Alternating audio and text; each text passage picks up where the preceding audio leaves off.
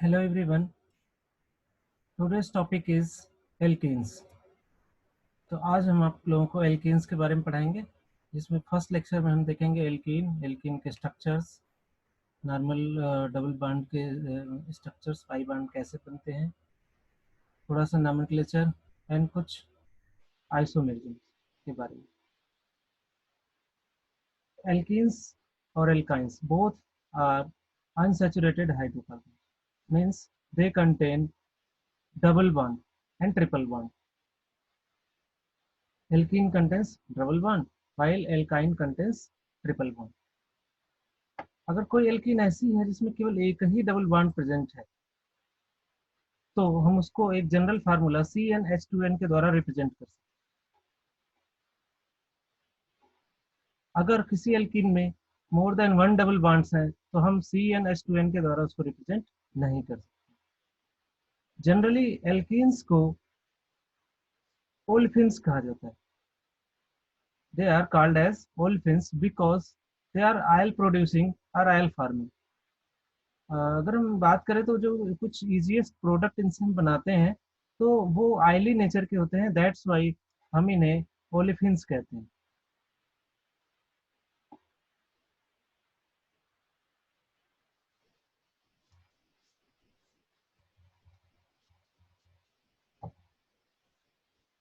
Next thing आता है, जो एल्कीन है उनसे हम क्या क्या बना सकते हैं। ओबियस नो जो है, ये अनसैचुरेटेड होते हैं, तो इन पे एडिशन रिएक्शन बहुत ही फ्रिक्वेंटली होती है। तो इनके एडिशन रिएक्शन में हम देखें कि जो सबसे ज़्यादा यूज करते हैं, हम उससे पॉलीमर बनाते हैं।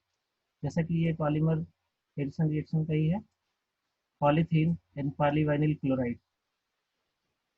तो बहुत सारे जो है आप देखोगे टेफ्लॉन है, टेफ्लॉन भी बनाया जाता है। स्टायरीन है, स्टायरीन से पॉलीस्टायरीन बनाया जाता है। वो सारे भी एल्कीन के ही अनसैचुरेशन को यूज करके बनाया जाता है बेसिकली।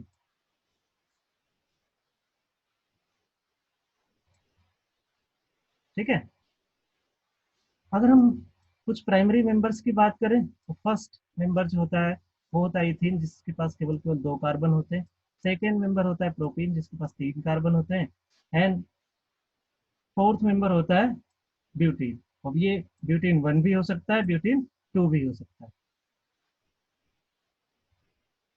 ठीक है। तो ये जैसे ही हम ग्रेटर देन थ्री कार्बन के ऊपर जाते हैं, तो डबल बॉन्ड फ्लक्चुएट कर सकता है। उसके पास अब ऑप्शन हो जाता है कि ये यहाँ पे हो या यहाँ पे प्रेजेंट हो। ठीक है। तो यहाँ पे दो तरह के हैं, alkene butene, but one ene and but two ene. फिर हम बात करते हैं कि जो हमारा डबल बॉन्ड है वो कैसा सिस्टम है, और डबल बॉन्डेड जो कंपाउंड्स होते हैं वो किन तरह के होते हैं। बेसिकली डबल बॉन्ड का जो पैटर्न होता है उसके बेसिस पे, केवल पैटर्न के बेसिस पे डबल बॉन्डेड कंपाउंड्स तीन तरह के होते हैं। फर्स्ट इज कॉन्जुगेटेड, ऐसे कंपाउंड्स जिसमें अल्टरनेट डबल बॉन्ड और सिंगल बॉन्ड हो। अल्टरनेट डबल बॉन्ड और सिंगल बॉन्ड होने की वजह से ये फ्रिक्वेंटली रेजोनेंस शो करते हैं और इनकी स्टेबिलिटी सबसे ज्यादा होती है। नेक्स्ट होता है क्यूमुलेटिव। इनमें डबल बॉन्ड जो होता है वो कंटिन्यूअस होता है। अब ये यहाँ पे मूव नहीं कर सकता, ये शेयरिंग नहीं कर सकता। क्यों? क्योंकि इनके जो ऑर्बिटल्स होते हैं वे ट्विस्टेड हो जाते हैं। ठीक है। तो इसमें हम ये कहेंगे कि overlapping, continuous overlapping and D overlapping नहीं हो सकती। नेक्स्ट है आइसोलेटेड। आइसोलेटेड में जो डबल बॉन्ड का पैटर्न है वो कुछ भी नहीं है। जैसे ये डबल बॉन्ड है, दो सिंगल बॉन्ड्स के बाद आ रहा है, ये सिंगल बॉन्ड, ये सिंगल बॉन्ड, एक सिंगल बॉन्ड, ये एक सिंगल बॉन्ड, ये। फिर उसके बाद डबल बॉन्ड आया, फिर हो सकता है तीन के बाद आ जाए, हो सकता है दो के बाद आ जाए, हो सकता है चार के बाद आ जाए। मीन्स कोई स्पेसिफिक पैटर्न नहीं होता। ऐसे को हम कहते हैं आइसोलेटेड।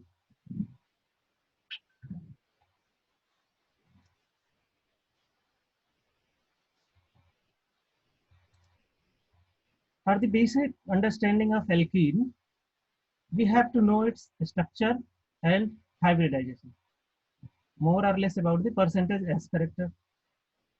देखो, तो हम एक छोटा सा एग्जांपल ले रहे हैं जिसमें हम केवल केवल इथीन का एग्जांपल ले रहे हैं, प्राइमरी मेंबर का। अगर हम कहें तो कार्बन जो है ग्राउंड स्टेट में, इसका कॉन्फ़िगरेशन होता है 1s2 2s2 2p2। ये वैलेंसी सेल का कॉन्फ़िगरेशन हो गया। अब कार्बन एक्साइटेड स्टेट में जाता है तो ये जो एक इलेक्ट्रॉन 2s का होता है जो यहाँ पे फिल होता है, ये इलेक्ट्रॉन एक्साइट होकर यहाँ पे आ जाता है। तो टोटल 4 अनपेयर्ड इलेक्ट्रॉन्स कार्बन के पास होते हैं। ये टोटल 4 अनपेयर्ड इलेक्ट्रॉन होते हैं, जिसकी वजह से ये कार्बन 4 बॉन्ड बनाता है। अब सिंस हम एल्कीन की बात करें, तो अगर इस एल्कीन की बात करें तो ये 2 हाइड्रोजन से सिग्मा बॉन्ड बनाता है और एक, तो हाइब्रिडाइजेशन में केवल वही ऑर्बिटल्स पार्टिसिपेट करते हैं जो कि हेड टू हेड ओवरलैपिंग के थ्रू सिग्मा बॉन्ड बनाते हैं। तो हम ये देखें तो यहाँ पे हम ये कह सकते हैं कि जो s है 2s और 2p में 2 ऑर्बिटल, ये 2pz भी हो सकता है 2px भी हो सकता है क्योंकि they all are equivalent. But generally हम क्या ले लेते हैं बाई नोटेशन, सबसे पहले 2pz को ले लेते हैं, कंसीडर कर लेते हैं। तो कोई भी हो ये p ऑर्बिटल एक बैकेंड अनयूज्ड रह जाएगा, ये एटॉमिक ऑर्बिटल है। ठीक है, तो ये एक s और 2 p ऑर्बिटल कंबाइन करके 3 हाइब्रिड ऑर्बिटल बनाते हैं। और ये 3 हाइब्रिड ऑर्बिटल्स कौन कौन से होते हैं? तीनों के तीनों sp2 हाइब्रिडाइज्ड ऑर्बिटल होते हैं। अब ये भी sp2, ये भी sp2, ये भी sp2। एक sp2 दूसरे कार्बन से सिग्मा बॉन्ड बनाता है, दूसरा sp2 दूसरे एडजेसेंट हाइड्रोजन से, और तीसरा भी sp2 जो हाइब्रिड ऑर्बिटल है वो इस हाइड्रोजन से, तीसरे हाइड्रोजन से, ये जो है। तो इस तरीके से अगर हम देखें तो हम ये कहेंगे कि जो इसका हाइब्रिडाइजेशन है sp2 अगर है तो ये किस तरीके से एग्जिस्ट करेगा बताओ? लाइनर होगा, लाइनर होगा ना, trigonal linear with respect to this carbon. Similarly ये कार्बन भी उसी तरीके की बॉन्डिंग बनाया है। अब जहां जहां भी सिग्मा बॉन्ड है, हमने क्या किया कि उनको एक डैश लाइन से कनेक्ट कर दिया, ये सिग्मा बॉन्ड होगा। अब उसके बाद हमारे पास जो पी ऑर्बिटल बचे थे, ये जो पी ऑर्बिटल, एक पी ऑर्बिटल वैकेंट था, इस पी ऑर्बिटल को हमने ड्रा कर दिया। तो अगर हम एक किसी भी पी ऑर्बिटल की बात करें तो ये जो पी ऑर्बिटल होगा दूसरे पी ऑर्बिटल के एकदम सिमेट्री में होगा। सिमेट्री, अगर सिमेट्री में नहीं होगा मतलब इनके बीच का जो एंगल अगर 0 डिग्री नहीं होगा तो ये ओवरलैप नहीं कर सकते। ठीक है, तो ये इनको इनके बीच का एंगल जो है 0 डिग्री होना चाहिए, और अगर इनके बीच का एंगल 0 डिग्री है तो ये ओवरलैप करेंगे, और ओवरलैप करने के बाद ये पाई बॉन्ड का निर्माण करेंगे। ये जो बना, since one p orbital is involved, hence one pi bond is formed। तो एक बॉन्ड ये सिग्मा है और ये दूसरा बॉन्ड पाई।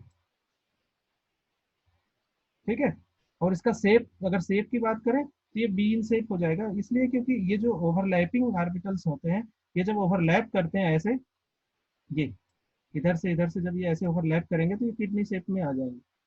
इस ये भी रीजन है कि ये जो ऑर्बिटल है वो स्ट्रेच्ड होता है, जिसकी वजह से ये इजिली ब्रेक हो जाता है। हम इस ऑर्बिटल को इजिली ब्रेक कर सकते हैं।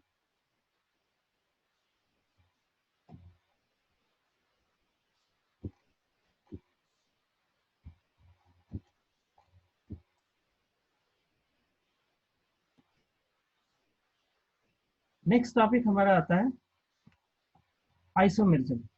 एल्कीन में टोटल 3 तरह के आइसोमेरिज्म पाए जाते हैं: चेन, पोजीशन एंड ज्योमेट्रिकल। ठीक है, तो चेन चेन आइसोमेरिज्म वो होता है जिसमें number of carbon chain very करती है। तो अगर हम इसको नंबरिंग दें तो ये हो गया 1 2 3 4 एंड 5। ठीक है, अगर हम इस कार्बन चेन को नंबर दें तो ये 1 2 3 एंड 4, ये 4 कार्बन की है और ये फिफ्थ क्या है, साइड ग्रुप में आ गया। तो नम जो है अगर इनके कंडेंस मॉलिक्यूलर फार्मूला की बात करें तो इसका भी मॉलिक्यूलर फार्मूला और इसका भी मॉलिक्यूलर फार्मूला दोनों का सेम होगा। क्यों? क्योंकि ये C5H3 2 5 5 2 7 7 8 8 2 10। ठीक है, ये क्या है, C5H10। दोनों का मॉलिक्यूलर फार्मूला कंडेंस सेम है, C5H10। क्लियर? नेक्स्ट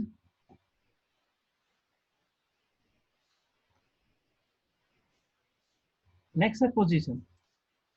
तो जब डबल बॉन्ड की पोजीशन होगी विद रिस्पेक्ट टू चेन, ये वेरी करेगी।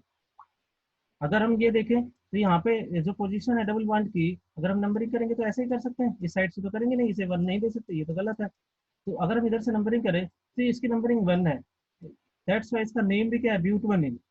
अब इसको हम किसी भी तरह से नंबरिंग कर सकते हैं, क्यों, क्योंकि ये सिमेट्रिकल है।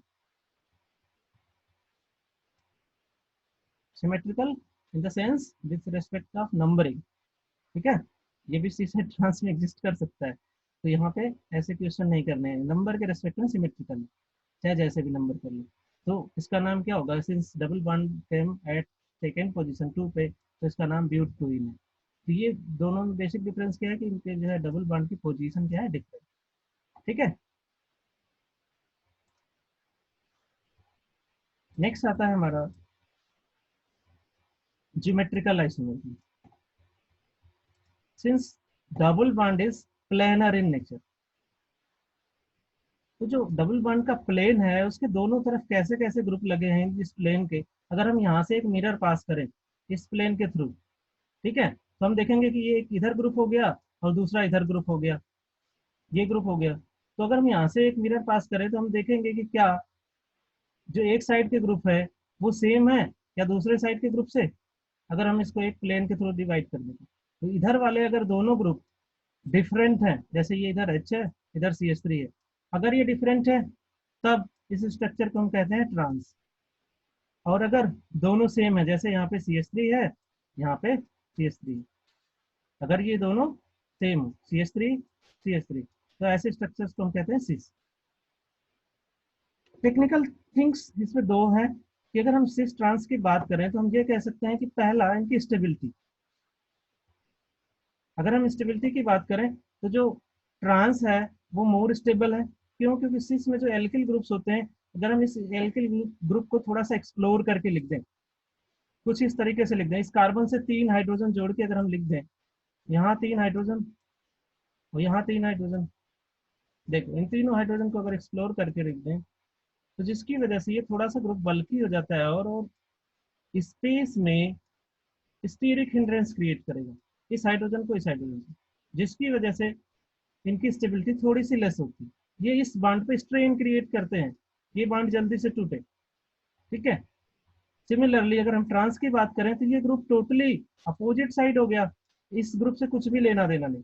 अगर हम इसको एक्सप्लोर करके भी लिखते हैं 3 हाइड्रोजन को, तो इस हाइड्रोजन से ये बहुत दूर है, बहुत दूर है, बहुत ही लेस स्टेरिक एंगल है, that's why trans is more stable. Second thing आता है कि अगर हम परसेंटेज करेक्टर की बात करें तो जो हमारा sp2 हाइब्रिडाइज कार्बन है, ये sp2 हाइब्रिडाइज कार्बन मोर इलेक्ट्रोनेगेटिविटी शो करता है, जिसकी वजह से ये ज्यादा इलेक्ट्रोनेगेटिव है, ठीक है। तो जो ये CH3 ग्रुप्स है हमारे, ये प्लस आई की तरह बिहेव करते हैं, प्लस आई की वजह से भी ये इसको स्टेबलाइज करते हैं। एंड अगर ये मोर इलेक्ट्रोनेगेटिव है तो एक सेंटर, बेसिकली ये जो डबल बॉन्ड है ये पोलर नेचर रखता है, अगर इसके पास कोई भी सब्स्टिट्यूएंट्स ले आओ तो ये जल्दी से पोलराइज हो जाता है, ये प्लस और माइनस में पोलराइज हो जाता है। तो दिस रेस्पेक्ट टू कार्बोकेटाइन, अगर हम कार्बोकेटाइन के रेस्पेक्ट में इसकी स्टेबिलिटी देखें तो हम कह सकते हैं कि ये हाइपर कॉन्जुगेटिंग स्ट्रक्चर भी शो करेगा, ठीक है। तो यहाँ से आप देखते हो कि जो मोर सब्स्टिट्यूटेड एल्कीन होती है वो ज्यादा स्टेबल होती है। तो ये इन दोनों में तो कोई भी भेद नहीं करेगा, क्योंकि इसके पास भी उतने ही हाइड्रोजन है, उतना ही हाइड्रोजन है। लेकिन अगर कोई अन सब्स्टिट्यूटेड है, मतलब लेस सब्स्टिट्यूटेड है, तो वहां पे हम उसकी स्टेबिलिटी हम चेक कर सकते हैं। जैसे अगर हमें ये कहना हो कि प्रोपीन की बात करें, CH3CH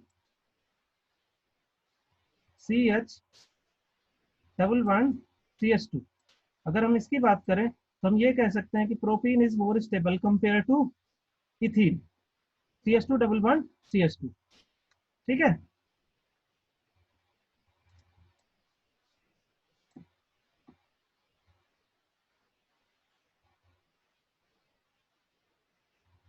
तो ये हमने थोड़ा सा ज्योमेट्रिकल एस्पेक्ट देखा और उनकी स्टेबिलिटी देखी,